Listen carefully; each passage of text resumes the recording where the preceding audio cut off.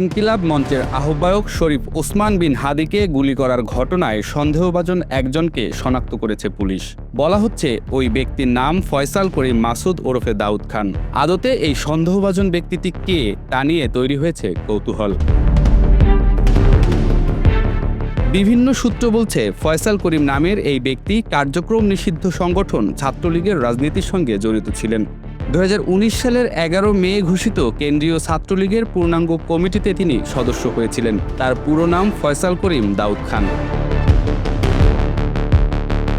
নির্বাচনের তফসিল ঘোষণার পরদিন শুক্রবার দুপুরে রাজধানীর পুরানা পল্টনের বক্স কালভার্ট রোডে গুলিবিদ্ধ হন ইনকিলাব মঞ্চের আহ্বায়ক ও ঢাকা ৮ সংসদীয় আসনের সম্ভাব্য প্রার্থী ওসমান হাদি। মোটরসাইকেলে থাকা আততায়ী তাকে গুলি করে মোটরসাইকেলে করেই পালিয়ে যায়। হাদি এখন রাজধানীর এভারকেয়ার হাসপাতালে চিকিৎসাধীন। তার অবস্থা এখনও শঙ্কামুক্ত নয় বলে জানিয়েছেন চিকিৎসকরা।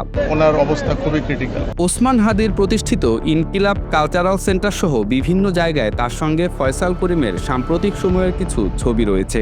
সেই ছবিগুলোতে থাকা ফয়সাল করিমের সঙ্গে গুলি করা ব্যক্তির চেহারার সাদৃশ্য থাকায় গুলি ছোড়ার ঘটনায় তাকে সন্দেহ করা হচ্ছে। এ নিয়ে সামাজিক যোগাযোগ মাধ্যম ফেসবুক ও বিভিন্ন গণমাধ্যমে প্রতিবেদনও প্রকাশিত হয়েছে।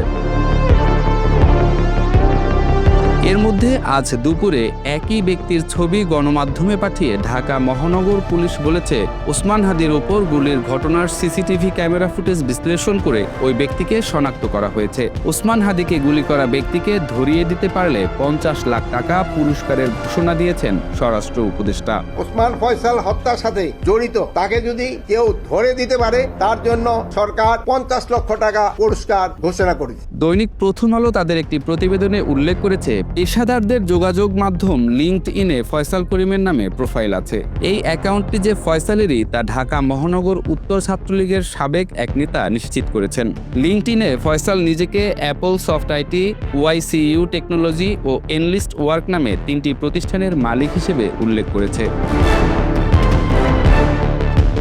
লিঙ্কডইন প্রোফাইলের তথ্য অনুযায়ী ফয়সাল করিম 2013 সালে ঢাকার একটি বেসরকারি বিশ্ববিদ্যালয় থেকে কম্পিউটার বিজ্ঞানে স্নাতক সম্পন্ন করেছেন। পরে আরেকটি বেসরকারি বিশ্ববিদ্যালয় থেকে তিনি MBA করেছেন বলে সেখানে উল্লেখ রয়েছে। 2024 সালে জুলাই গণ অভ্যুত্থানের সময় আন্দোলনকারীদের দমনে আওয়ামী লীগ ও সহযোগী সংগঠনগুলোর নেতাকর্মীদের সঙ্গে মাঠে ছিলেন বলে জানা গেছে। ওসমান হাদিকে গুলির ঘটনায় নাম আসার পর ফয়সাল করিমের সঙ্গে সাবেক রাষ্ট্রপতি আব্দুল হামিদ এবং ঢাকা মহানগর আওয়ামী লীগ ও ছাত্রলীগের কিছু নেতার ছবি সমাজ মাধ্যমে জয়লাভ হয়ে যায়। এছাড়া সাম্প্রতিক সময়ে হাদির সঙ্গে ঢাকা ৮ আসনে গণসংযোগ এবং বাংলা মোটরে হাদির প্রতিষ্ঠিত ইনকিলাব কালচারাল সেন্টারের আড্ডায় ফয়সালের অংশ নেয়ার ছবিও ভাইরাল হয়েছে। অনেকে ধারণা করছেন ফয়সাল করিম ওসমান হাদিকে বেশ কিছুদিন ধরে অনুসরণ করছিলেন।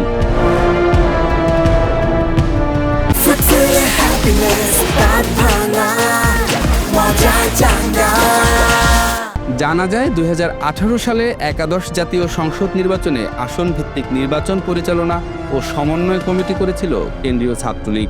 ঢাকা 12 আসনে আওয়ামী লীগের প্রার্থী ছিলেন সাবেক স্বরাষ্ট্রমন্ত্রী আসাদুজ্জামান খান। এই আসনের সমন্বয়ক কমিটির সদস্য ছিলেন ফয়সাল করিম। জুলাই গণ অভ্যুত্থানের পর গত বছরের 28 অক্টোবর ঢাকার আদাবরের বায়তুল আমান হাউজিং সোসাইটি এলাকায় ব্রিটিশ কলাম্বিয়া স্কুলের 4র্থ তলায় অফিসে অস্ত্রের মুখে 17 লাখ টাকা লুটের ঘটনা ঘটে। এ ঘটনায় আদাবর থানায় একটি মামলা হয়েছিল। ওই মামলার প্রধান আসামি ছিলেন ফয়সাল করিম। মামলা হওয়ার কিছুদিন পর 7 নভেম্বর আদাবর এলাকা থেকে ফয়সাল করিমকে গ্রেপ্তার করেছিল র্যাব। তখন তার কাছ থেকে 2টি বিদেশি পিস্তল, 2টি ম্যাগজিন, 5টি গুলি, 3টি মুঠোফোন ও 5,000 টাকা উদ্ধার করা হয়েছিল। ওই মামলায় গত 16 ফেব্রুয়ারি হাইকোর্ট থেকে জামিন পায় ফয়সাল করিম। জামিনের সময়সীমা বাড়াতে গত 12 আগস্ট আবারও আবেদন করলে হাইকোর্ট নতুন করে তার 1 বছরের জামিন মঞ্জুর করেন।